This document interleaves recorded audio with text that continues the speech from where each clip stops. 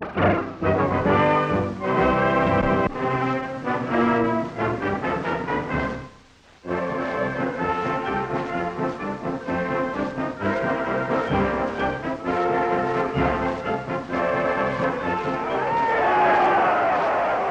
country as a whole joined with the President of the United States in starting the year with renewed hope. At his inaugural, he faced international problems, staggering in their possibility. Problems interwoven with our day-to-day existence, mine and yours. At the state dinner, the President was happily confident as he told friends how he received the news of his overwhelming victory. And Mr. Kelsenborn was saying, while the President is 1 million votes ahead in the popular vote, we have yet to hear from the...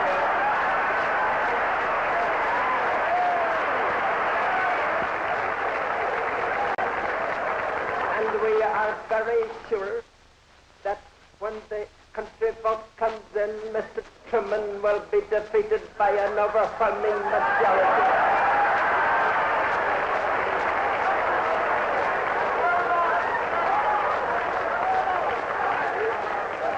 And I went back to bed and went to sleep.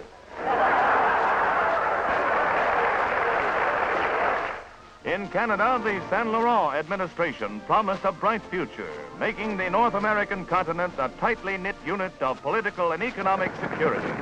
Saint-Laurent heads the Dominion, which is rapidly becoming a major factor in the lineup of free nations. Nothing was more symbolic of 1949, the year of the Cold War, than the Berlin Airlift, the West's heroic answer to a blockade which was finally broken when the Reds capitulated, and trucks took up the job of feeding a city that had subsisted through the raw courage of airmen who kept supplies coming. Out of this inspiration, a new state was born. With Konrad Adenauer as chancellor and Theodor Heuss as president, the Bonn Republic, pledged to oppose communism, took its place in the community of free nations.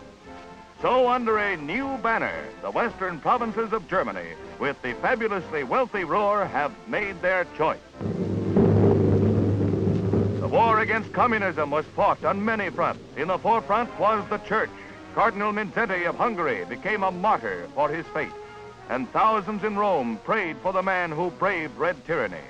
Under the leadership of His Holiness Pope Pius, churches throughout the world joined in protesting the life imprisonment of a churchman. Even within communist ranks, the voice of rebellion was heard. Marshal Tito of Yugoslavia turned on his Kremlin masters, once his bosom buddies. Facing the full fury of Soviet revenge on all sides, Yugoslavia was turned into an armed camp, ready for a fight to the finish. Tito, man of the year, but for Moscow. But on other fronts, communism was making formidable gains. Shanghai's fall was but one of an unbroken string of victories that saw Red armies overrunning almost the entire continental mass of China. As 1949 ended, Chiang Kai-shek and his demoralized government fled to the island of Formosa, while the Red banner floated triumphantly over 400 million people. On the home front, the Cold War was fought in courts of law. 11 American communist leaders went on trial for conspiracy to overthrow the government by violence. Under the stern but impartial eye of Judge Medina, they were convicted and sentenced to varying terms in prison. It was the end of the road for these Reds, and on the home front, communist advances were far from spectacular. 1949 was a year marked by disaster. Disaster born of the earth and the elements, and disaster brought about by man himself. Earthquake in Ecuador, most dramatic and terrifying of nature's tragedies. In a matter of minutes, entire villages demolished in the sharp, ominous upheaval of the earth. Homes, shops, churches turned into wreckage and rubble. For thousands, death.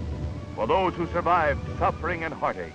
A capricious nature wreaked havoc on America's great western plains, where the worst blizzards in history piled a mantle of white death over the land. The loss in livestock was staggering, a loss that was felt as well in lower supplies and rising prices. But man, resourceful and courageous, countered with Operation Haylift, modern weapons with which to combat an ancient foe. But wings that brought life to snowbound cattle brought death to man in this age of flight. Whatever the cause, hundreds lost their lives in tragic air crashes along the world's airways. Disaster in the skies, tragic episodes in aviation's ceaseless search for safety. One of the greatest marine disasters in Great Lakes history took place at Toronto. The excursion steamer, Noronic, caught fire at her pier. Hundreds of her passengers were trapped below deck, there to lose their lives in a night of flaming terror. Pitiful victims in a year that left its scars of grief in the hearts and minds of those who live on. Almost world-shaking in its implications to international society was the romance of Rita Hayworth and the Ali Khan. The glamorous screen star and the heir to one of the world's most fabulous fortunes were married on the French Riviera after months of feverish courtship. All the world loves a lover, and that old saying holds true for America, where Vice President Alvin Barkley and the former Mrs. Carlton S. Hadley were joined in matrimony in St. Louis. The groom was the first vice president of the nation ever to be married while in office.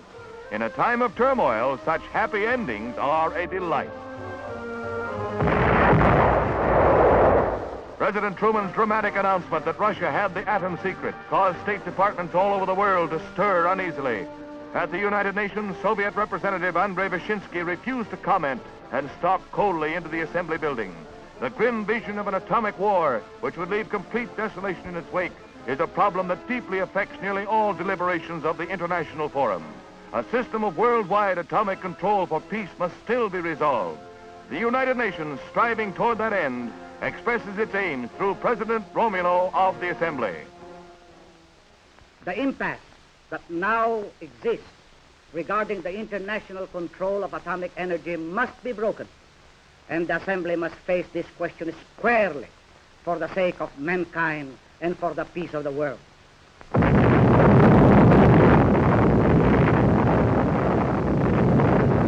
Will the atom shatter a world to fragments, or will it be a boon to mankind? Will man destroy himself, or use his power to make existence a paradise? 1950 may tell the tale.